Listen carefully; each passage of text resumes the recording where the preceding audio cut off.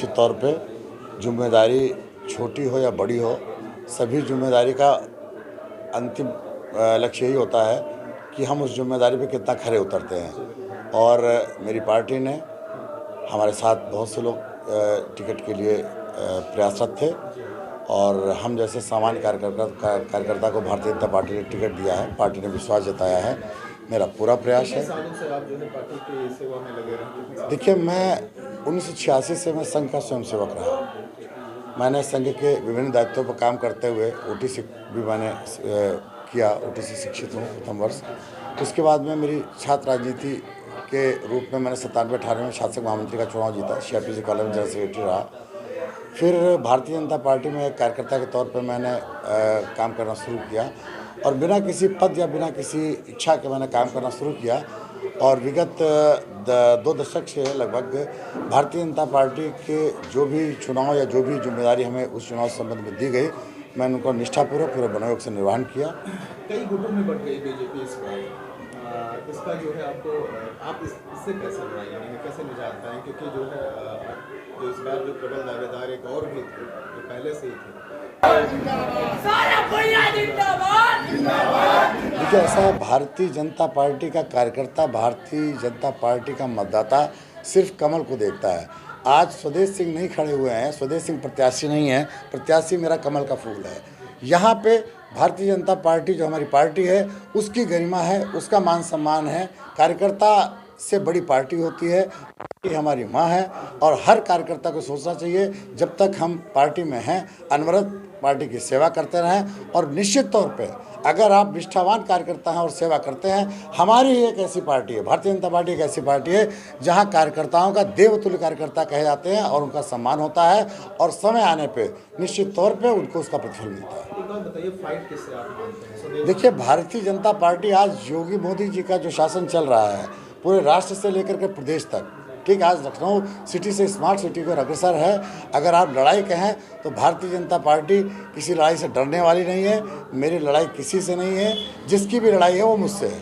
मूलभूत समस्याएं आपकी क्या है? देखिए, समस्या जो मैं क्षेत्र में निकला, मैं 10 दिन से क्षेत्र में हूँ, भ्रमण कर रहा हूँ, पदयात्रा कर रहा हूँ, जनसंपर्क कर रहा हूँ। जो मुख्य रूप से समस्याएँ आई तो मेरा प्रथम दृष्टिया तो मुझे ये लगा कि कुछ सेक्टर्स में पेयजल की साफ पेयजल नहीं आ रहा है, हाँ, और ड्रेनेज सिस्टम जो है, बाकी चीज़ें ठीक है, कई नाले बने हुए हैं लेकिन नाले के साथ सफाई नहीं हुई है।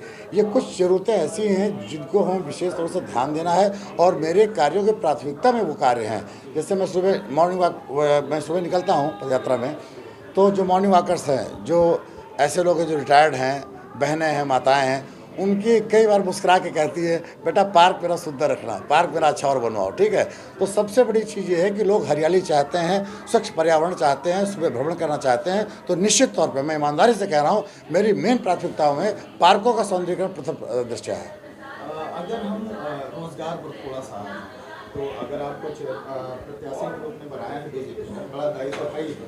अगर आप जीतते हैं तो क्या जो आपके साथ कुछ युवा भी हमने देखे लगे हुए हैं लगातार, तो वो क्या उम्मीद कर रहे हैं आपसे? आप उनके लिए क्या करेंगे और महिलाओं के लिए क्या करेंगे? देखिए, युवा महिलाओं के लिए है, पहले तो महिलाएं, माताएं, बहनों का सम्मान भारतीय जनता पार्टी इस योगी सरकार ने एक ही चीज़ दिया है, जो कि माताएं बहनें हमारी आज बिल्कुल निश्चिंत होकर घूम रही हैं, निकल रही हैं और काम कर रही हैं, ठीक है ना।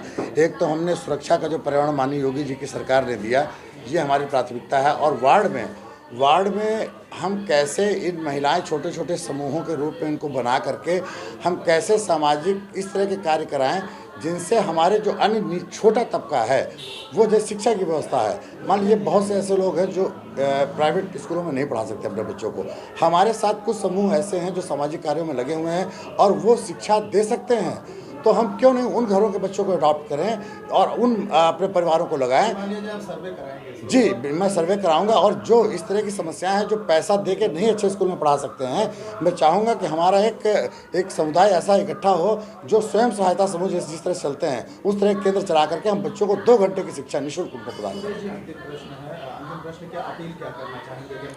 देखिए, मैं जनता से अपील कोई नहीं करना चाहता हूँ, मैं सिर्फ एक निवेदन करना चाहता हूँ और मैं उनको विश्वास दिलाना चाहता हूं, भारतीय जनता पार्टी के तौर पे, प्रत्याशी के तौर पे, अगर मैं जयशंकर प्रसाद से चुनाव जीत के आता हूं, आप लोग हमें चुनते हैं, मैं 5 वर्ष बिना थके बिना रुके अनवरत आपकी सेवा करूंगा और मेरा घर प्रत्येक कार्यकर्ता के लिए हमेशा 24/7 खुला हुआ है। वो अपने भाई की तरह, अपने बेटे के अधिकार से मेरा हाथ पकड़ कर मुझे निकाल सकता है। कार्यकर्ता कोई भी ये नहीं कह सकता है कि भाई साहब मैंने आपको फ़ोन किया, मैं घर आया, आप मिले नहीं या काम नहीं हुआ। मेरा यही प्रयास है, मेरा एक कुटुंब है, मेरा परिवार है, समाज जो क्षेत्र है जैसे टहला हूँ, मुझे इतना स्नेह मिला है कि शायद मुझे लगता है कि चुनाव समाप्त हो जाएगा, 13 को काउंटिंग है, लेकिन ये 10 दिन मैं अकेले घर में नहीं रह पाऊँगा और मैं इनके साथ में रहना चाहता हूँ सबके।